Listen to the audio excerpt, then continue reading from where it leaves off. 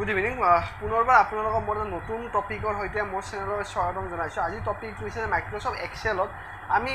এনস্ক্ৰিপ্ট document আৰু প্ৰত্যেক শ্বীটৰ ডিফাৰেঞ্চটো কি হয় বা আমি কিয় আমি প্ৰত্যেক শ্বীট কৰিব লাগে বা আপোনাৰ এনস্ক্ৰিপ্ট ডকুমেণ্ট কিয় কৰিব লাগে, তো সেই বস্তুটো যদি আমি চাব লাগে তেতিয়া আমি কেনেকৈ চাম, তো সেই বস্তুটো মই আজি আপোনালোকক ইয়াতে দেখাব খুজিছোঁ উইথ ডিটেইলছত। তো মই ইয়াতে আপোনাৰ এখন শ্বীট ওলাইছোঁ, শ্বীটখন মই প্ৰিপেয়াৰত গৈছোঁ, প্ৰিপেয়াৰত গৈ ইয়াতে এনস্ক্ৰিপ্ট পেপাৰত গৈ মই এটা এনস্ক্ৰিপ্ট ডকুমেণ্ট বুলি এটা পাম, এই এনস্ক্ৰিপ্ট ডকুমেণ্টত গৈছোঁ।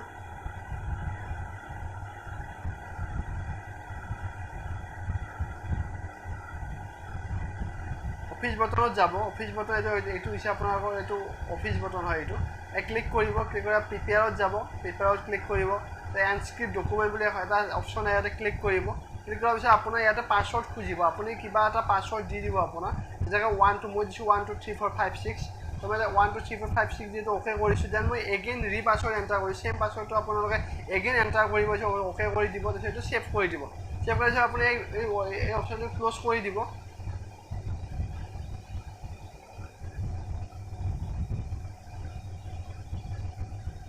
ক্ল'জ কৰি চেলাইছে, এইটো দেখিছে আপুনি, যেতিয়া মই চেলাইছে ক্লিক কৰিছোঁ, ইয়াতে আপোনাৰ পাছৱৰ্ডটো গৈছে, পাছৱৰ্ডটো ইয়াতে যেতিয়া আমি পাছৱৰ্ডটো পুট কৰিম তেতিয়া আপোনাৰ এই শ্বীটটো খোলা যাব,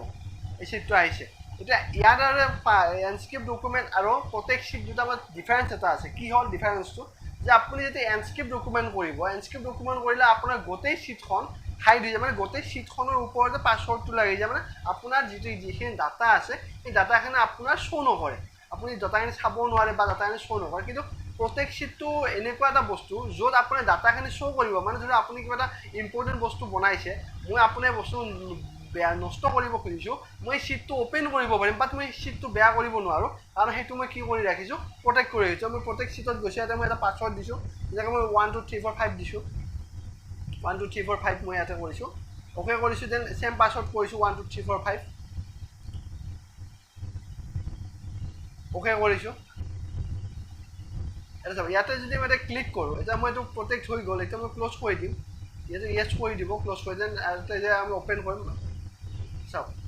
চৰি এইখন আপোনাৰ আগতে মোৰ পাছৱৰ্ড লাগি থকা শ্বীটখন আছিলে দেই, এইখন সেইকাৰণে মই ইয়াতে আগৰ পাছৱৰ্ডটো আহি গৈছে। মই বেলেগ এখন শ্বীট আপোনালোকক দেখাই আছোঁ হা, বেলেগ এখন শ্বীট মই আপোনালোকক দেখাই আছোঁ। ইয়াতে মই এখন বেলেগ শ্বীট লৈছোঁ যে আপোনাৰ এইটো চেলাৰী প্ৰজেক্ট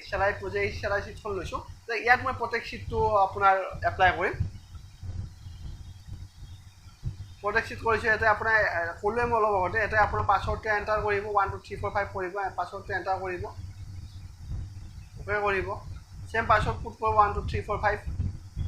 অ'কে কৰিব, পিছে এইটো ছেভ কৰি দিব, এইটো ক্ল'জ কৰি দিব।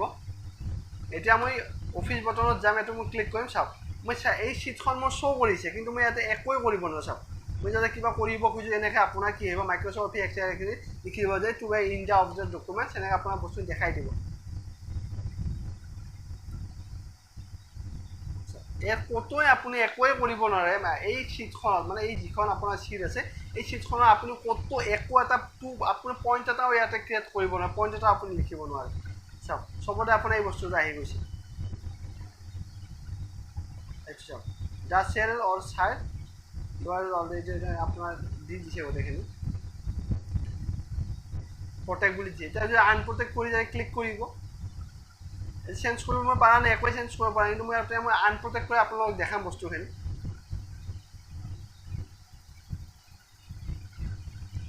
যে এনস্ক্ৰিপ্ট ডকুমেণ্টত হয় আপোনাৰ, যে মই আকৌ এবাৰ কৈছোঁ, এনস্ক্ৰিপ্ট ডকুমেণ্টত হয় যে যেতিয়া আপুনি এখন শ্বীটৰ পৰা এনস্ক্ৰিপ্ট ডকুমেণ্ট লগাব, তেতিয়া সেইটো কি হয়, আপোনালোকৰ গোটেই শ্বীটখনে আপোনাৰ